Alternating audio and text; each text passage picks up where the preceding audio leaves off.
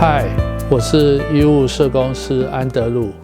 过年这一段期间，某社群在讨论医师的薪资 CP 值的问题。有位仁兄说，医师过年要值班，说的好像是全天下过年只有医师要值班似的。过年有很多行业仍然要工作，大家辛苦了。当然，如果是诊所是休诊的，地区及以上的医院，至少住院和急诊是要开门上班的。医院只有医师上班吗？那谁要发药？谁要打针？地板脏了谁打扫？电灯不亮谁要修理？谁批价收钱？在医院工作，大概只有人资、财务、秘书及长照单位不用上班吧，其他人都要轮班工作。有不少人喜欢在医院工作，其实在医院工作的好处只有24小时全年无休的冷气可以吹，而且是很冷很冷的冷气。有些病房因为一些特殊需求，需要保持低温的恒温。如果你怕热，不喜欢去外面家访，不喜欢抛头露面，公费的疫苗免费可以施打，有的时候还可以打到法国厂的疫苗。在外面诊所打外国厂的疫苗都很贵，而且在医院不打疫苗还不行，除非你对疫苗有过敏或有其他重大理由。绝大多数的人都会施打，因为医院是一个病毒的一个大毒窟。在医院工作真的很好。说完好处，来说说在医院工作的坏处。在医院工作没有连续假期，好处是不用补班，当然就没有补假连假的状况。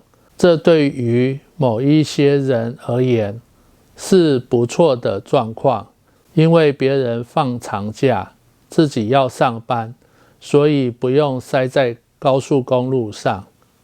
如果你跟家人的关系不好，要工作上班是一个很好的理由，可以不用回家。当然，对于情侣而言，不同的时段放假是一个考验。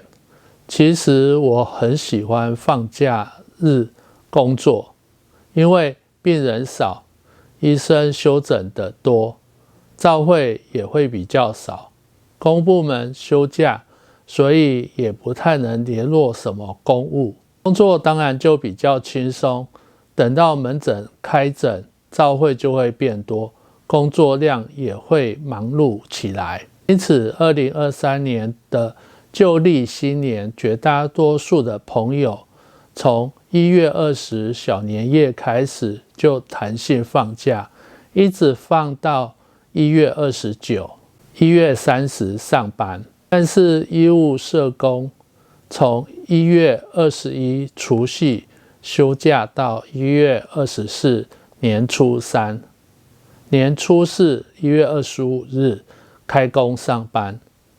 如果有年资，当然可以放假，只要单位有最低留守人数，其他人是可以放假的。刚来医院工作，年夜饭吃到一半，急诊来电就要回医院。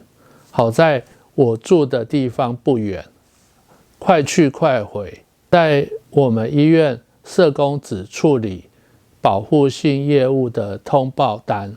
这些年来，除夕到初3，处理最多的案件是什么？大家猜猜看，是家庭暴力。绝大多数都是喝酒后发生争吵，进而打架来医院验伤，还有喝酒玩游戏，玩输了不服输，大打出手的。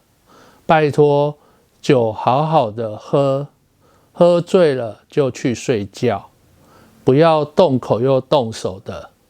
年初四上班后，病人大多出笼了，跟平常日没有什么不同。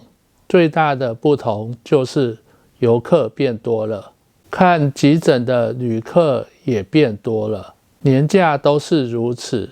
比较头痛的是车祸跟欧卡，要找家属的情况下真的很不容易，因为公部门只有警察上班，其他可以联络的单位都不是那么容易可以联络得到，只有指望警察或是家人自己找上门。过年车多，出门在外要小心行车。年即将结束，希望大家新年都能够平安健康，用不到医院。我是医务社工师安德鲁，我们下一次见。